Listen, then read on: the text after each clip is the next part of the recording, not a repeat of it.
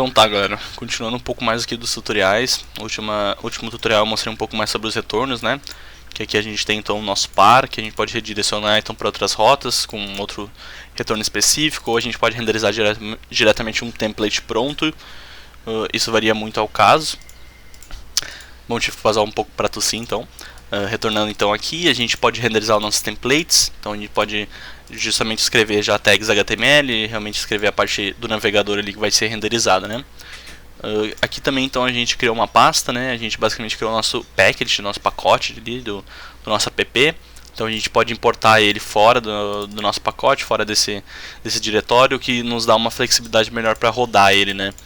Então, geralmente em produção, às vezes isso é melhor do que estar sempre indo ali, né, e importando nossas variáveis, né, nossas variáveis de ambiente para dar esse Flask Run ou aquele Export Flask App, enfim. O Flask já trata um pouco disso. Então agora eu vou tentar mostrar um pouco mais sobre as rotas, né, sobre o recebimento de variáveis, como deixar um pouco mais dinâmicas as rotas, além de realmente sempre hardcodar qual o valor que vai ser requisitado e qual valor vai ser retornado, né? Então aqui, por exemplo, a gente pode criar vamos criar outra rota, né? Que eu vou criar uma com o método get. Então vou chamar de name, então uma rota name que aceita o método get. Então get name, que depois a gente cria uma lógica para isso. Então, por exemplo, o que a gente pode fazer aqui é receber então uma variável. Como é que a gente faz esse recebimento de variável? A gente precisa usar setas, né? Então, como se fosse uma tag aqui, fechar entre elas e escrever o nome dessa variável. Então aqui a gente vai estar sempre recebendo a variável chamada id, juntamente ali com a parte da rota. E para a gente ter um pouco mais em mente isso, a gente consegue converter esses valores, né? Então eu tenho, por exemplo, uma ID, justamente uma ID às vezes vai ser um valor inteiro, então eu preciso ter como inteiro esse valor, né? Para caso eu receba dessa forma, eu preciso trabalhar como se fosse um índice, ou trabalhar como se fosse algum valor realmente, né? Então para isso a gente usa o int, aqui do lado da nossa variável, do nome dela, juntamente com os dois pontos. Então o que está acontecendo aqui? Ele está recebendo esse id, obviamente ele vai receber como se fosse uma string, né? Porque na hora que eu escrevo a URL, eu escrevo juntamente com o valor que eu estou querendo imputar, depois eu mostro um pouco melhor, mas eu estou botando como uma string. Mas quando eu tiver o recebimento dela, eu preciso que ela seja um inteiro. Então caso eu seja já uma string, que é o que eu estou fazendo, vai ser convertido na hora. Então aqui, por exemplo, na função eu vou receber, né, essa variável, né, já vai ser convertida aqui, já vai ser recebida, e ela vai me retornar como um parâmetro de função. Então aqui eu vou só retornar então um HTML, uma string, né, para mostrar para vocês como é que é isso. Então vou botar id, uma seta, e eu vou usar uma fstring. Opa. Aqui eu vou mostrar uma fstring, então renderizando ela. Então o que a gente precisa fazer? Vamos rodar então aqui, né, nosso aplicativo. A gente está se a gente ver, a gente está no diretório certo, né? Aqui a gente está no diretório chamado Flask, que daí aqui tem o app.py, né? E tem dentro junto dessa pasta também. Então vamos ali no navegador, que eu já estava testando então um pouco antes, mas se a gente vier aqui e botar a parte do name junto com uma ID, a gente vai receber essa ID, ó, e ela já está renderizando. Então é bem mais dinâmico, né? A gente começa a tratar esses valores recebidos aqui.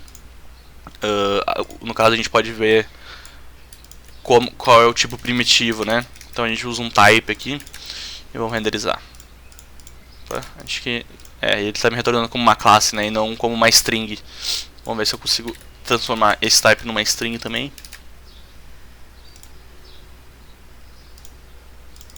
Não dá certo. Mas enfim, não vamos se ater a muita lógica de programação aqui de Python. Aqui então a gente vai ter esse id, né, sendo renderizado ali. No caso aqui eu estou reconvertendo ele, né, para uma string. Então ele vem inteiro, daí ele vira novamente uma string, mas daí vou mostrar então um pouco mais, né, como é que eu posso tratar como inteiro. Posso vir aqui criar uma lista aleatória. Vou criar uma lista com nomes, né, Gabriel, Jorge, Maria, nomes arbitrários, qualquer coisa aqui. Pedro, vamos ver aqui. Então eu vou ter essa lista, né, criada de forma global aqui, variável global. E quando eu estiver recebendo isso inteiro, eu quero renderizar qual elemento da lista é isso, né? Então eu posso vir aqui e botar um lista e botar o ID, né? Então aqui eu posso botar name. Então aqui no name ele vai estar renderizando essa parte da lista. Vamos rodar aqui de novo, porque ele às vezes dá um erro, né? Ele fica travado, ele tem que rodar, por mais que o debug mode esteja ligado. Vou voltar ali. Opa. Aqui eu botei um valor maior que a lista, né? Vamos botar 3. Então aqui a gente consegue ver, ó, tá vindo diretamente pro nome lá da lista, então ele tá realmente renderizando como um inteiro, renderizando não, desculpa, ele tá recebendo como inteiro, né? Porque para ele pegar como índice ele precisa ser o inteiro, né? Não daria para ser uma string. Mas a gente pode receber então qualquer tipo primitivo aqui, né, de variável, então a gente pode receber realmente como uma string. Então aqui eu posso ver que não vai dar certo isso aqui. Vamos testar aqui. Ó, a gente pode ver então que ele não vai dar certo porque está recebendo realmente como uma string agora, né? E a gente sempre vai trabalhar dessa forma, né? Então a gente pode criar, por exemplo, uma API, digamos assim, né? A gente pode retornar um JSON, que é a nossa lista, então vai ser a própria lista. Aqui, por exemplo. E eu posso botar como, por exemplo, name lista em id, que eu vou ter que transformar inteiro novamente, né, para conseguir fazer isso. Vamos lá no navegador. Opa, parou de rodar o servidor. Vamos tentar então fazer aqui de novo. E que a gente consegue ver, ó. Então a gente já está recebendo um dicionário, né, que é um JSON. Que a gente recebe a nossa lista com os nomes. E aqui a gente recebe o nome específico que a gente está selecionando.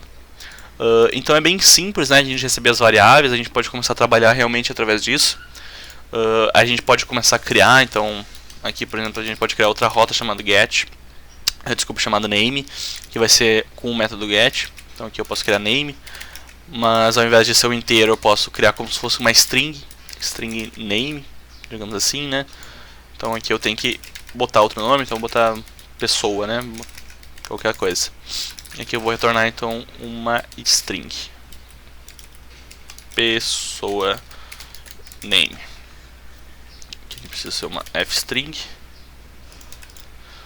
Então aqui a gente consegue ver então que a gente tem a parte do name. Que deu errado de novo. Então aqui a gente consegue ver que a gente tem a parte do id, ou a gente consegue então mapear um nome, né? Então a gente consegue ver que é a mesma rota sendo direcionada, mas o tipo, né, de variável ele vai me determinar isso.